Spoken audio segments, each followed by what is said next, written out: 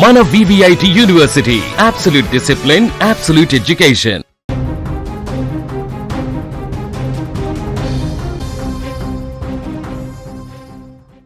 Ration కార్డుదారులకు కేంద్ర ప్రభుత్వం మరొక కీలక శుభవార్త చెప్పింది.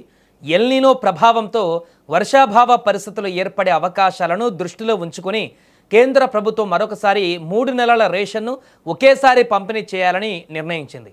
దీంతో ఆగస్టు, సెప్టెంబర్, అక్టోబర్ నెలలకు సంబంధించిన బియ్యాన్ని లబ్ధిదారులు ఒకేసారి పొందనున్నారు. ప్రస్తుతం దేశవ్యాప్తంగా ఎల్నినో ప్రభావంతో సాధారణం కంటే తక్కువ వర్షాలు కురిసే అవకాశం ఉందని వాతావరణ నిపుణులు హెచ్చరిస్తున్నారు. ఈ నేపథ్యంలో భవిష్యత్తులో రవాణా, నిల్వ సమస్యలు తలెత్తకుండా ముందస్తు జాగ్రత్త చర్యగా కేంద్ర ప్రభుత్వం ఈ నిర్ణయం తీసుకుంది. ప్రభుత్వ ఆహార సరఫరా మరియు వినియోగదారుల వ్యవహారాల శాఖ ఆదేశాల మేరకు 2026 ఆగస్టు, సెప్టెంబర్, అక్టోబర్ నెలలకు సంబంధించిన రేషన్ను ఒకేసారి విడుదల చేయాలని నిర్ణయించింది. ఈ నిర్ణయంతో దేశవ్యాప్తంగా జాతీయ ఆహార భద్రతా చట్టం NFSA పరిధిలో ఉన్నటువంటి కోట్లాది మంది రేషన్ కార్డుదారులకు భారీ ఊరట లభించనుంది.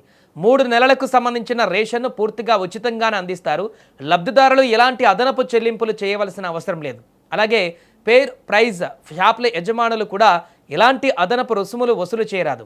ఇక ఇప్పటి వరకు ప్రతి నెల 1వ తేదీ నుంచి 15 రోజుల పాటు మాత్రమే రేషన్ పంపిణీ జరిగేది.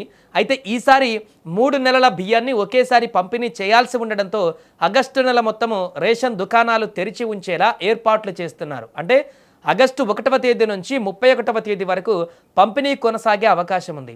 3 నెలల కోట ఒకేసారి అందజేయాల్సి ఉండడంతో ప్రతి రేషన్ కార్డు బయోమెట్రిక్ విధానంలో 3 సార్లు వేలిముద్ర వేయాల్సి ఉంటుంది.